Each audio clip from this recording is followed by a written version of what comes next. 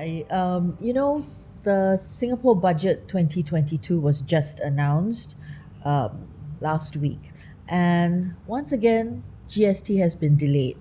Heng Swee Keat first announced that GST will be raised in 2018. And then it got delayed and delayed and delayed. And it will actually be hiked in 2023 from the current 7% to 8%, and in 2024 to 9%. Why do you think it has been delayed for 5 years? I think it's not delayed. I think it was planned out properly. They were just preempting us. They were just conditioning us to tell us that yes, it was from 3 to 5 to 7, and now it's going to be 9. But because COVID has struck so many badly economically, so it'll be better to buffer it with 8 than 9. But ultimately, they have already conditioned us 5 years ago. We should be by now mentally ready that GST will go up, because when you look into the economic angle of any business or any country, inflation is something that you can't avoid, and this also happened in running a government. That's what I think. They did not delay it, they were conditioning us. That's what I think. But yeah, go ahead. Why did we need to increase it in 2018? I understand now, let's say if you put forward a budget, you need to replace the coffers, you need to replace or higher healthcare expenditure. But in 2018, I mean we were quite okay, economy was doing well, there wasn't any major pandemic or issues, but yet the government said that they needed to raise more money. So you see, if you run an institution, right? So you have teachers with a flat salary, right? Then you have school fees. So they're supposed to even out, right? But then again, teachers' salary needs to climb. And if you don't increase the school fees, you will suffer the inflation. So right from the top, Prime Minister needs bonuses, needs salaries, everything needs to be expended. Then it comes to the civil service. You still need to promote, you still need to raise salaries. Where will this money come from if you don't raise the taxes? Because no civil service wants to have their pay scale go like down like that. No.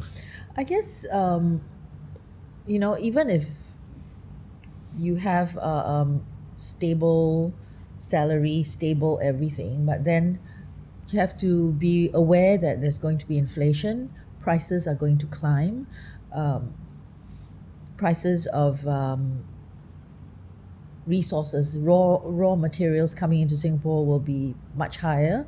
So in that sense, they will raise GST or raise taxes. Yeah, for me, is that the best way? I mean, it's the easiest, no? Oh, just raise taxes.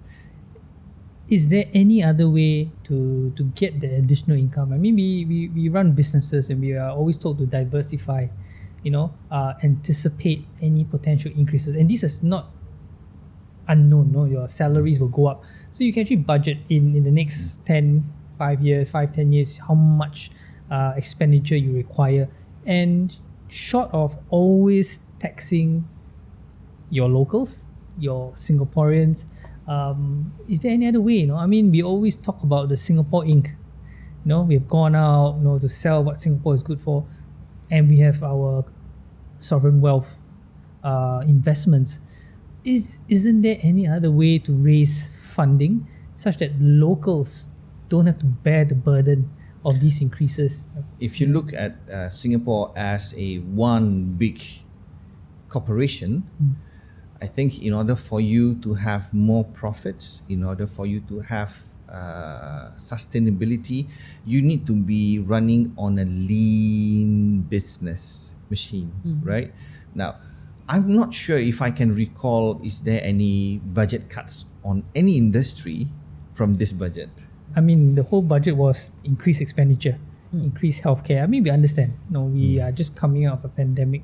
But like what you mentioned, are we running a lean corporation? I'm not sure. Our ministers are highly paid, the highest paid in the world anyway, right? So when you compare to any other countries, if we can cut down expenditures from the top right to the bottom, we would be able to be healthier, right? Because right now, those at the bottom of the pyramid, which is us, are paying the pinch on a daily basis, GST on a daily basis. We are not talking about your yearly taxes, we're not talking about your road taxes, we are talking about you paying your tax daily. But then again, even if you say that the ministers agree to a cut in their salaries, but we have been dipping into the reserves because of the pandemic. And because we've been dipping into the reserves, it needs to be replenished. So we are responsible for the reserves? Businesses are responsible. Mm. Government is responsible. I guess in a way, people are also responsible. So like Kevin, you say that, is there any other way to replenish rather than increase taxes? What would you suggest? I mean, if you run like a company, you will look at investments, you know, having sound investment, able to anticipate. And I think that's the only way that you can diversify. We've got no resources, you know, unless we identify a new raw material or we identify something that the Singapore Inc. can sell. Then I think there's no other way to raise additional money besides investment. So on the point on diversifying the income, have we thought of any other areas that we can look at? I mean, not long ago we did diversify into pharmaceuticals. Then we went into biotech. How has that transpired? How has those investments transpired? How much are they contributing to the GDP, which I believe they should be? You know, if it doesn't contribute directly, it's more of having enough output from the pharmaceutical to provide medicines, for example. No, so it doesn't always have to be a dollar value. But since the biotech, have we looked at any other new industries that Singapore can get into and generate additional income or be a leader from worldwide? I've not come across. I may be wrong, but I think there was a time where Singapore was looking at being the hub here, being the leader here, investing here. We have the national investment fund. You know, how is it being translated? Are we getting investments from there? So I come from a common person on the ground. I say, yeah, okay, yes, we understand the rationale for GST. It is a catch-all tax. Every country has it. It is a very easy tax to implement.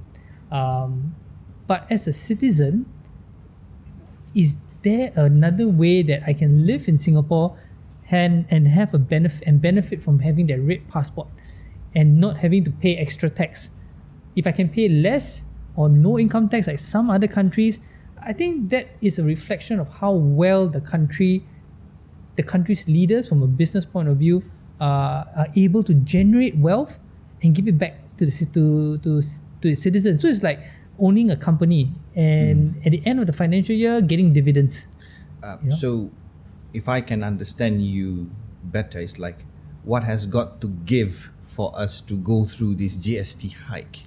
If you look into all of the world-class countries, very rich countries like Brunei, we talk about Dubai, and at some point,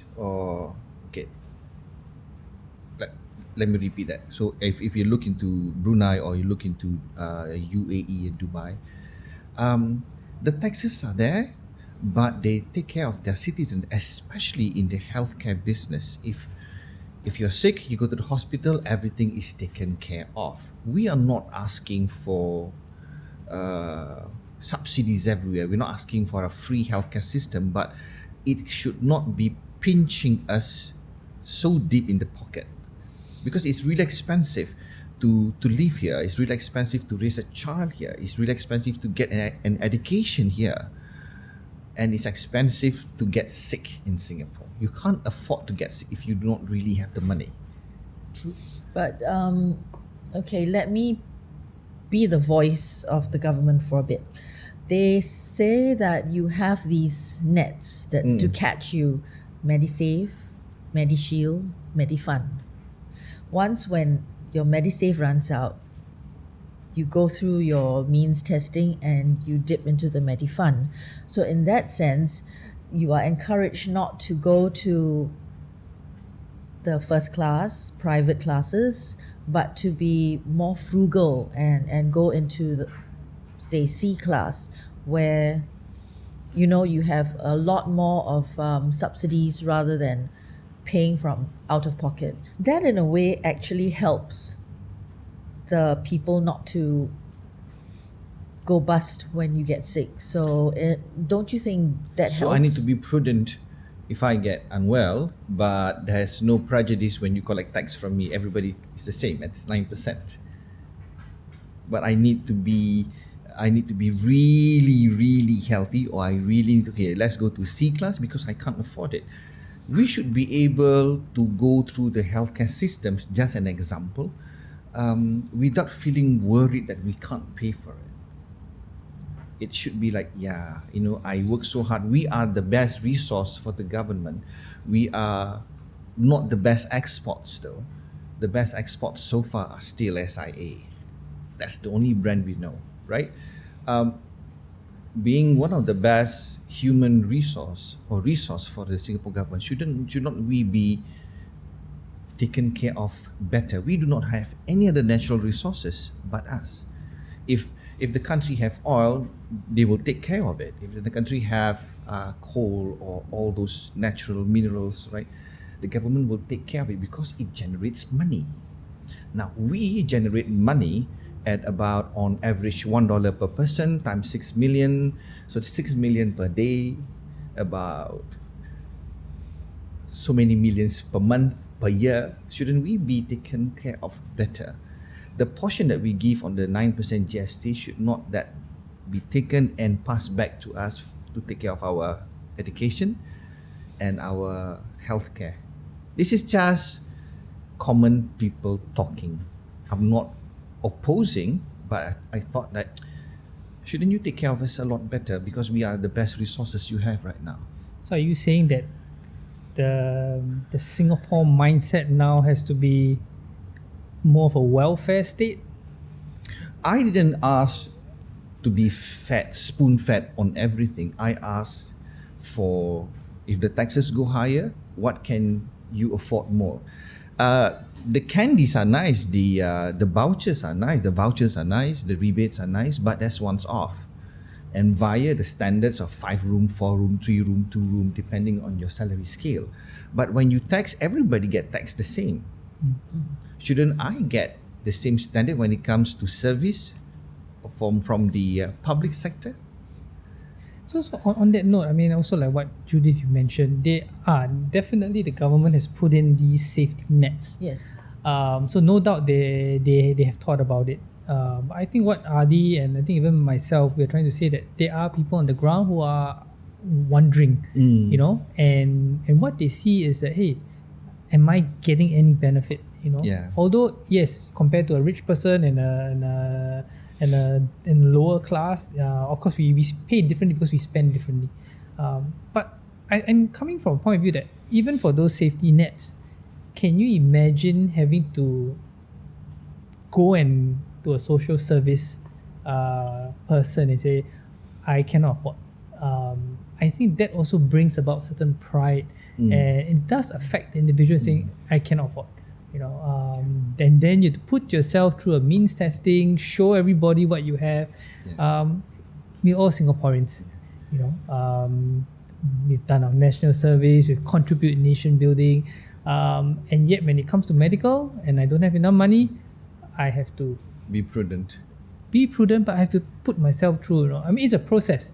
There is no one perfect system, but I think that's something that we might need to relook. And the government has sent out or implemented the Pioneer generation, the Merdeka generation.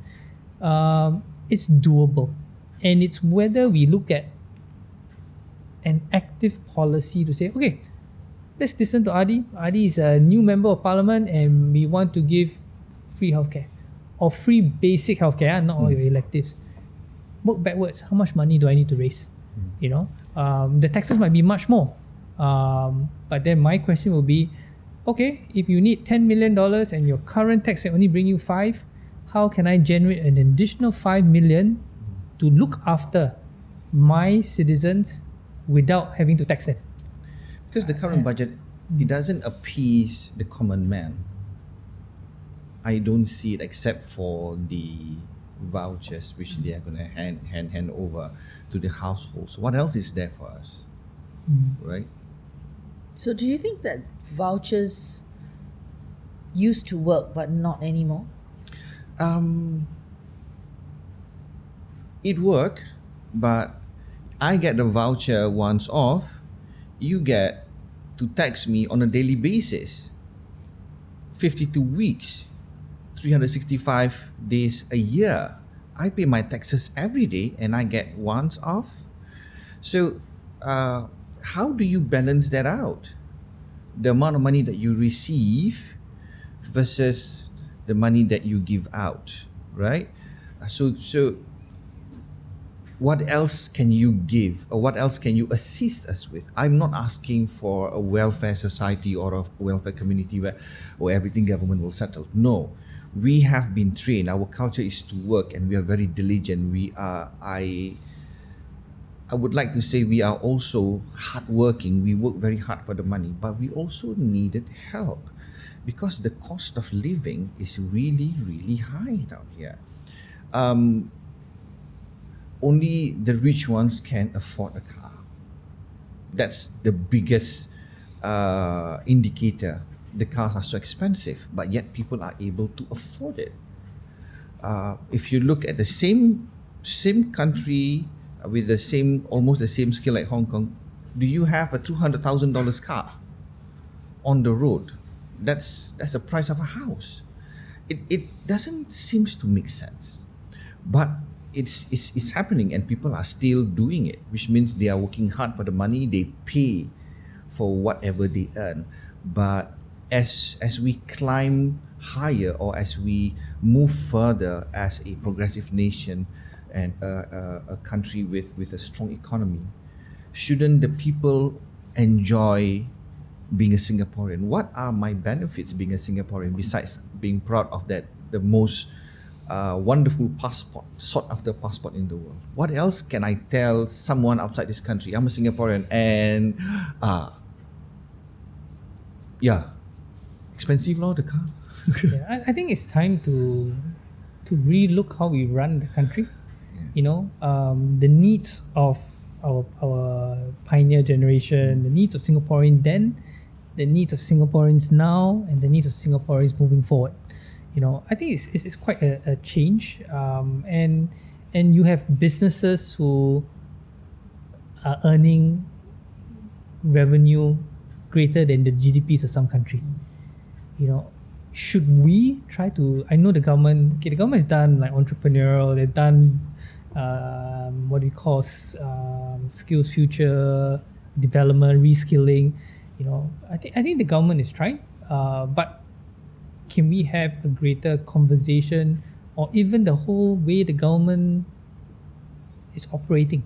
You know, a small country, 84, 85 MPs. You know, we have a large civil service. I mean, there are many ways to look at it. I'm not saying we need to trim everything, but what can we be more frugal from a government perspective, or alternatively run a business? You know, how else can we raise the revenue so that we can pay dividends to our citizens? No, see, I wouldn't be able to understand you if I can't see it through your eyes. So I think the one running the policies should live like us for one day. Let's trade places. Live with that amount of simplicity and the amount of money that we budget on a daily basis, and see how they can survive it. Once you understand, then you will be able to calibrate what you should give and what you should not give. Because it's easy to tell, okay, this is what we have. when you look on the macro point of view, but you need to look from the bottom up. This is how we live our lives. Not everybody's rich. Not everybody can afford a car at an instant, right? So they have to go they have to bend some rules to get a car. They have either they become a Grab driver or they become drivers as long as they get their vehicle, right? Now, so people wants to live their dream and aspirations. We need leeway from the government to tell us, like, it's okay, you can live here. It's a good place to live. It's not as suffocating. It is not as stressful.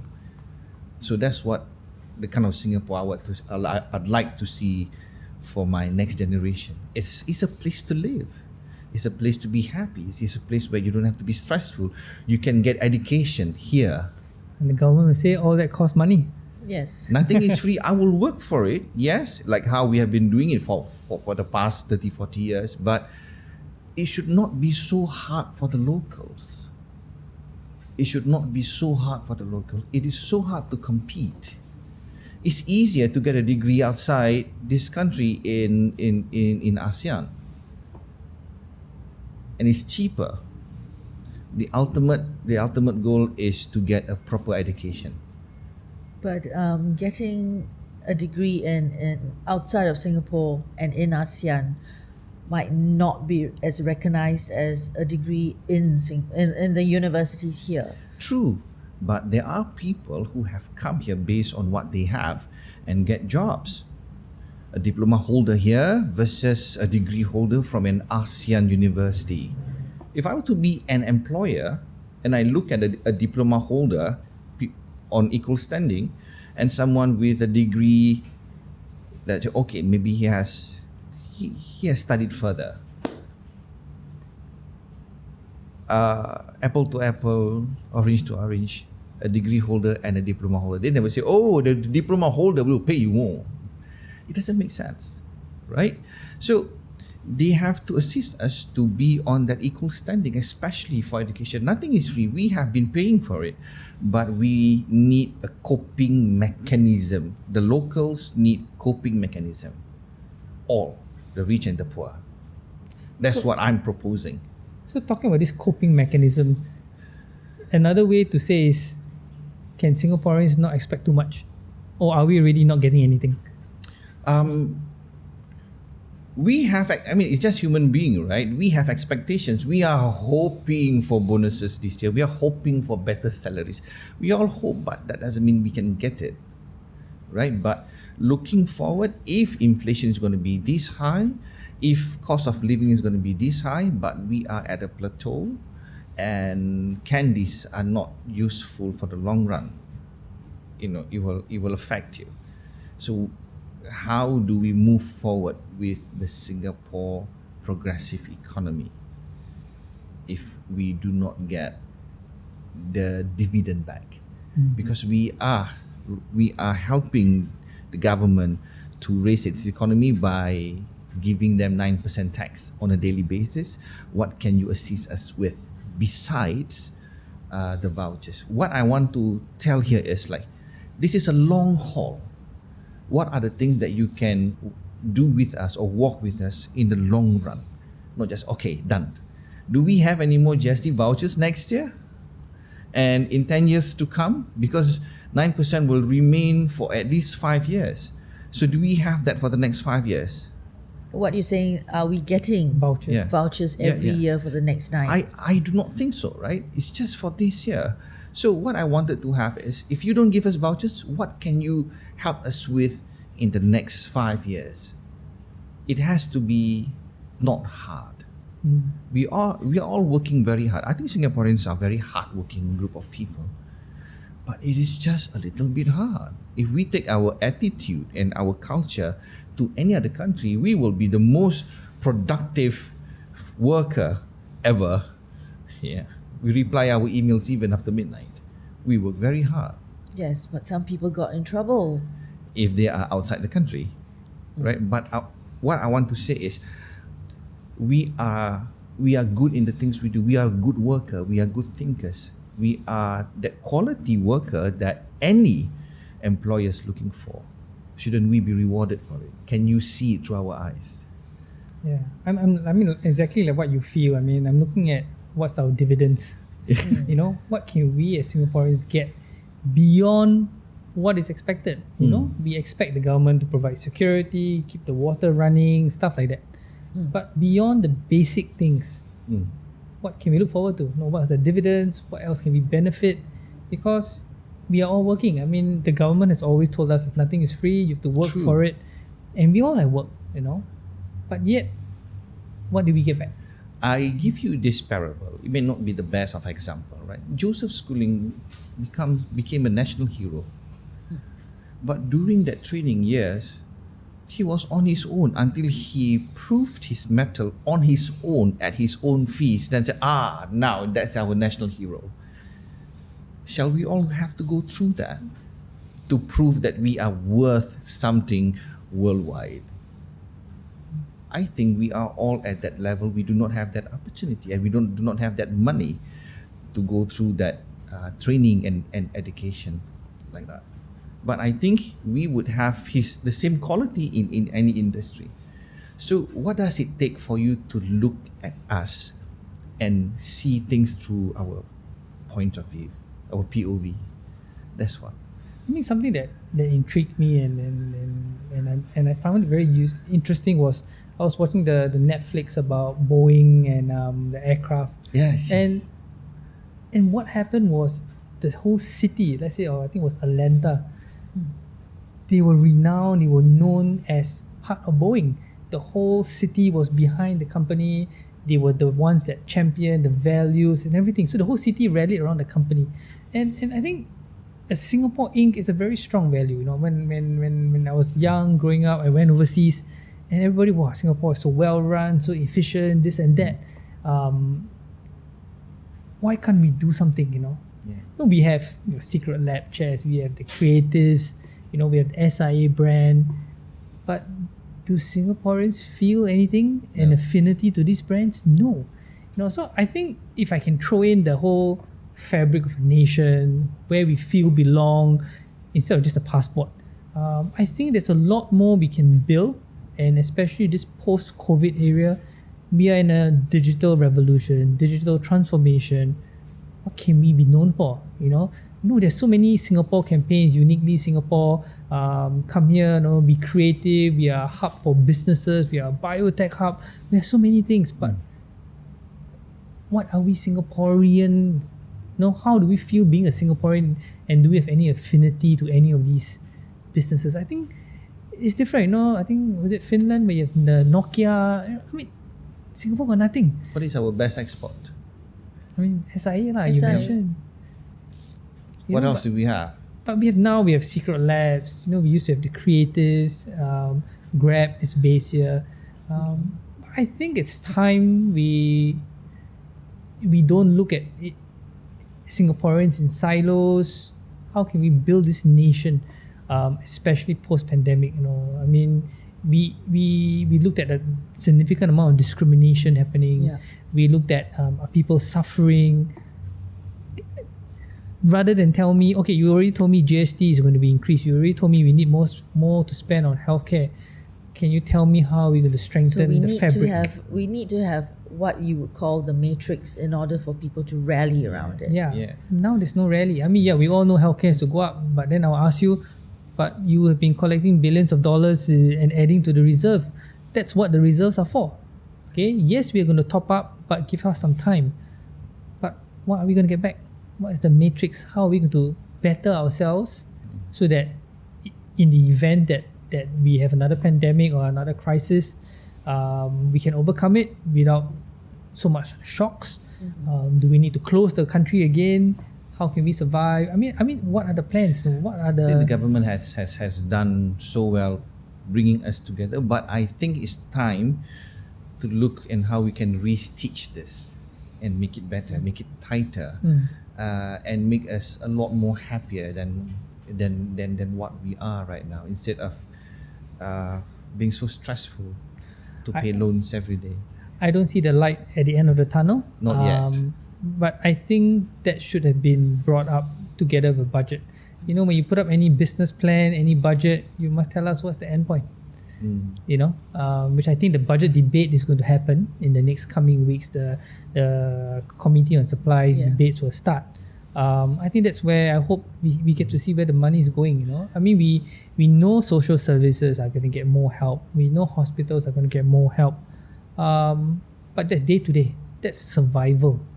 What's in it for Singapore in 5 years' time, 10 years' time? What investments are we going to have that would change the Singaporean fabric, besides just digitization? That's my most pending urgent worry now. I think normal Singaporeans we are happy to be here, but we also want to know how can we sustain it. It has been very tough as things get more expensive, things get a little bit, the competition gets a little bit tighter with the foreign talents. They felt it, but not everybody has that opportunity to get a higher education. What differs between you and me is the opportunity to get a proper education. We have that, but it's harder because the doors get a little bit tighter because it is expensive. Not everybody can do it. But I also want to add, I think it takes two. You know, we are now been talking about the government needs to this. The government needs to hear what we are saying because we are reflecting what's happening on the ground. But I think individuals also, you, me, you know, and all those around us, we need to have that rigor. You know, I had the opportunity to visit Iran. You know, and Iran many years ago was under so much economic crisis, sanctions and stuff. But yet they still survive. Yet the people are still happy, and because of the sanctions, they were forced to create, to innovate, to make do with what they have, or to better based on what they have. And I think that really built a certain character. And I think that's where Singaporeans also need that character, you know. And we have been so obedient, listening and expecting the government to help us. But there's also takes two to clap where the Singaporeans need to get up and I guess and try. it's the same as Cuba. You know, once when Kennedy put the tariff on them, there's no way anybody else in the world would want to do business except maybe China. And they create, you know, whatever cars they have, the old Dodge and all that, they take the engines out, they recreate how they would maintain these cars, and they did. And when I was there, it was amazing how, you know, you feel like you're back in Chicago in the 1950s because of the cars. People survive. And by the way, in Cuba, healthcare is free, even for the tourists. Niceness.